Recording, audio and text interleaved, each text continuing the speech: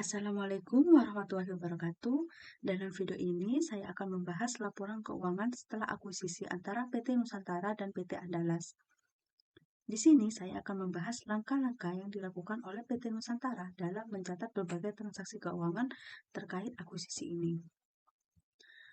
Pertama, kita lihat neraca saldo dari kedua perusahaan.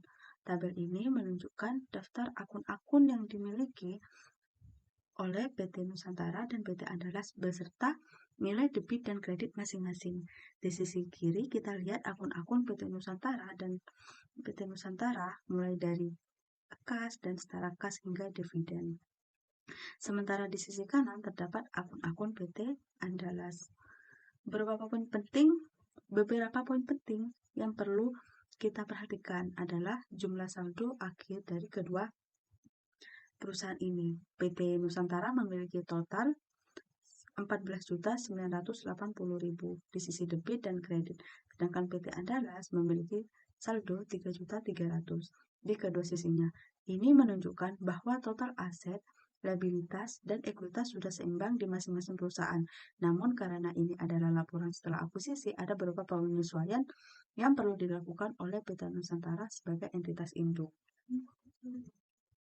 Selanjutnya, mari kita lihat catatan di bawah tabel ini. Di sini dijelaskan bahwa selama tahun 2016, PT Andalas membagikan dividen sebesar 100 juta dan melaporkan laba bersih sebesar 250 juta. Karena PT Nusantara memiliki kepemilikan 100% atas PT Andalas, PT Nusantara perlu mencatat beberapa transaksi ini dalam pembukuannya.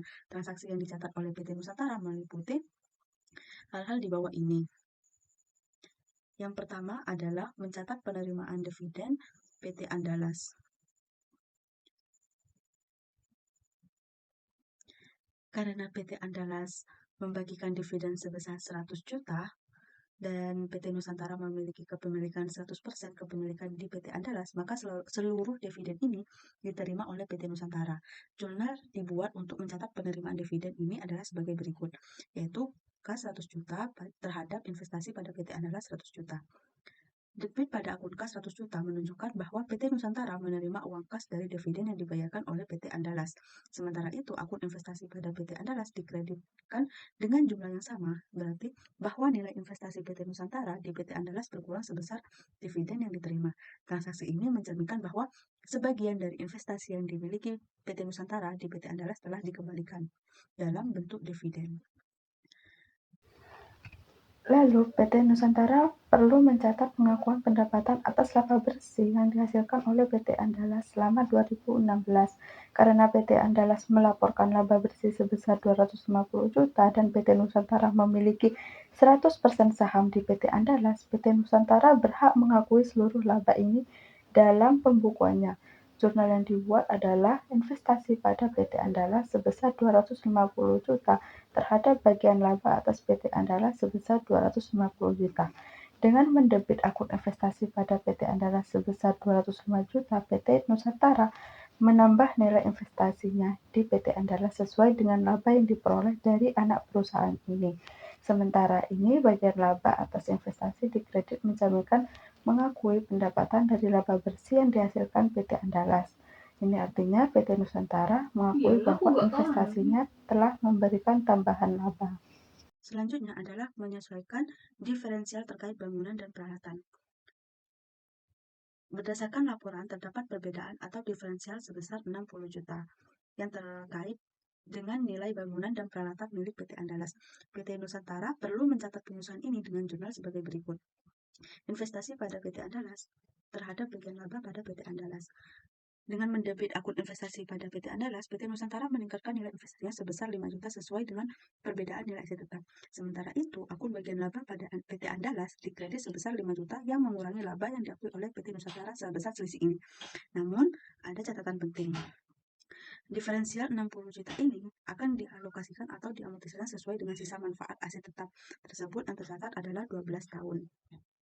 Maka amortisasi yang harus dicatat setiap tahun untuk mengurangi diferensial ini adalah sebesar 5 juta, yaitu hasil dari perhitungan 60 juta dibagi 12 tahun.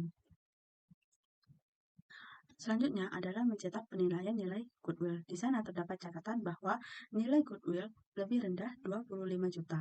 Maka untuk mencetak jurnalnya adalah investasi pada PT Andalas terhadap bagian laba PT Andalas sebesar 25 juta. Selanjutnya di bawah ini adalah tabel perhitungan jumlah eliminasi. Yang pertama adalah saldo awal 1 Januari 2015. Pada bagian ini dicatat bahwa pada awal periode PT Nusantara telah memiliki investasi pada PT Andalas sebesar 1.605. Ini adalah nilai investasi awal PT Nusantara dalam PT Andalas. Laba bersih PT Andalas di bagian bawah ini dicatat laba bersih PT Andalas sebesar 250 juta.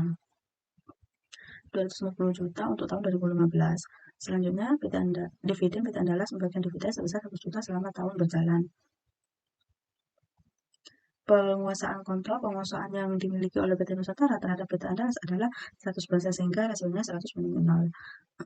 Selanjutnya adalah saldo per 31 Desember 2015. Kita lihat perincian saldo dari berbagai akun yang dimiliki oleh PT Andalas yang perlu dieliminasi dalam laporan konsolidasi. Berikut adalah rincian saldo tersebut. Modal saham adalah 800.000. Saldo laba adalah 550 juta, 250 juta, 100 juta. Untuk perhitungan diferensial tanah, PT Andalas memiliki aset tanah dengan nilai pasar sebesar 210 juta, lebih tinggi dari nilai buku yang dicatat. Bangunan dan peralatan terdapat perbedaan sebesar 60 juta, yang mana bangunan dan peralatan tercatat di bawah nilai pasarnya. Goodwill dicatat sebesar 1 juta pada saat akuisisi, namun mengalami penurunan nilai sebesar 25 juta hingga akhir tahun, sehingga sisa goodwill yang dicatat adalah 75 juta. Langkah selanjutnya adalah kita melanjutkan eliminasi atas pengakuan penghasilan PT Andalas. Karena PT Nusantara sudah mencatat bagian laba PT Andalas, kita perlu menghilangkan pengakuan ini dalam laporan konsolidasi. Jurnal yang dibuat adalah sebagai berikut. Bagian laba atas PT Andalas 130 juta terhadap dividen diumumkan 100 juta dan investasi pada PT Andalas sebesar 130 juta. Dengan mendebit bagian laba atas PT Andalas, kita menghapus pengakuan laba yang sudah dicatat oleh PT Nusantara dari PT Andalas. Kemudian dividen yang diterima sebesar 100 juta dihapus dengan mengkredit akun dividen, dan sisanya sebesar 130 juta dihapus dari akun investasi pada PT Andalas. Langkah selanjutnya adalah mengeliminasi saldo awal investasi. Jurnalnya adalah sebagai berikut. Tujuannya adalah untuk menghapus. Tujuan dari jurnal ini adalah untuk menghapus akun modal saham dan saldo laba yang dimiliki oleh PT Andalas dalam laporan konsolidasi, karena kedua akun ini sudah mencakup dalam nilai investasi di PT Andalas. Selanjutnya adalah mengeliminasi pengalokasian diferensial. Jurnalnya adalah sebagai berikut. Tujuannya adalah untuk tanah dicatat dengan nilai lebih tinggi sebesar 210 juta, mencerminkan nilai pasar, kemudian nilai mengaku. Selanjutnya adalah mengeliminasi pengalokasian diferensial. Jurnalnya adalah sebagai berikut. Tanah dicatat dengan nilai lebih tinggi sebesar 210 juta untuk mencerminkan nilai pasarnya. Kemudian kita mengakui goodwill sebesar 100 juta, yang merupakan kelebihan harga akuisisi di atas nilai wajar aset. Sementara bangunan dan peralatan dicatat dengan nilai lebih rendah sebesar 60 juta dari nilai buku, dan akumulasi penyusutan sebesar 5 juta. Adalah mengeliminasi pengakuan beban penyusutan aset teridentifikasi. Jurnalnya adalah sebagai berikut.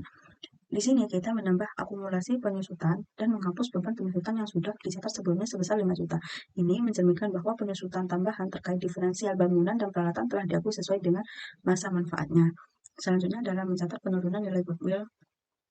Dengan jurnal ini, kita menurunkan nilai goodwill dan mencatat kerugian akibat penurunan nilai sebesar 25 juta. Hal ini mencerminkan penyesuaian terhadap nilai investasi di PT Andalas agar sesuai dengan nilai wajar saat ini. Selanjutnya adalah kertas kerja konsolidasian. Dari jurnal eliminasi yang telah kita buat sebelumnya, selanjutnya dimasukkan ke dalam kertas kerja konsolidasian. Di bagian ini, nah gunanya untuk mengetahui konsolidasian. Dari hasil ini, maka langkah selanjutnya adalah laporan posisi keuangan konsolidasian. Nah, dari laporan keuangan konsolidasian Laporan keuangan konsolidasian diperoleh dari kertas kerja konsolidasian di bagian ini. Nah, angka-angka ini dimasukkan ke dalam laporan posisi keuangan konsolidasian sehingga diperoleh total aset 9 miliar 30 juta dan total liabilitas dan ekuitas 9 miliar 30 juta. Sekian penjelasan dari saya, kurang lebihnya mohon maaf. Wassalamualaikum warahmatullahi wabarakatuh.